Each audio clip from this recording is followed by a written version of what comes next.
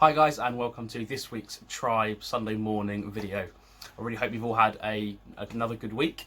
And as usual, pause the video in a second and go to the playlist which is on our YouTube channel. And yeah, just have a listen, have a bit of time of reflection, a bit of time of worship, and then we'll get into today's topic.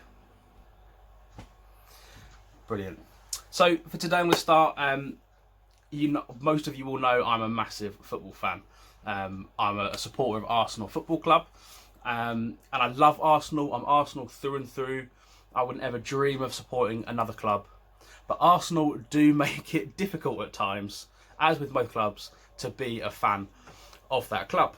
And I'm often had people make comments about the fact that I wear an Arsenal top the day after like an embarrassing defeat, and people will look at you and be like, "Oh, really? You're still supporting them?"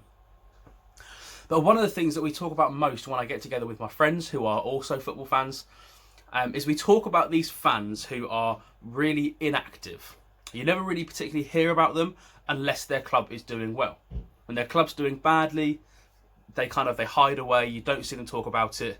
It's almost as if they're not a football fan. And then when their team's doing really well, they'll come out, they'll be wearing the tops, they'll be talking about it. And I think we were chatting about this the other day with a friend of mine, and it reminded me of actually in the culture we're in the kind of time we're in this world, you see a similar thing in the media. With the protests and everything that's happening, it's sort of thought about in the media that actually if you're agreeing with something but being inactive, then actually it's almost being complicit in the thing that you disagree with.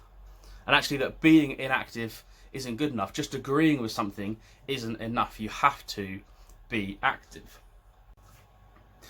And yet, in our faith, it's all too easy to just say things but staying very inactive. And it's almost a normal thing. It's like a choice we have as a Christian. You can be a Christian and you can agree with it. And at that point, you then have a choice. Do you want to be active or inactive? Do you want to be almost like a passive Christian in that, agreeing with it is fine. And James 1, chapter 1, verses 22 to 25 says this: "Do not merely listen to the word and so deceive yourself. Do what it says. Anyone who listens to the word but does not do what it says is like someone who looks at his face in a mirror and forgets what he looks like. But whoever looks intently into the perfect law that gives freedom and continues in it, not forgetting what they have heard, but doing it, will be blessed in what they do." So I guess my challenge this week is to read the word, but to be active. Don't just read the word or listen to worship songs or listen to talks or whatever it is you do, and then just go back to being inactive in your faith. But really take on board what it is that God is saying to you and be active in that. Especially in the time we're in, people need us to be active and to be showing God's love wherever we can and to be showing God's word wherever we can.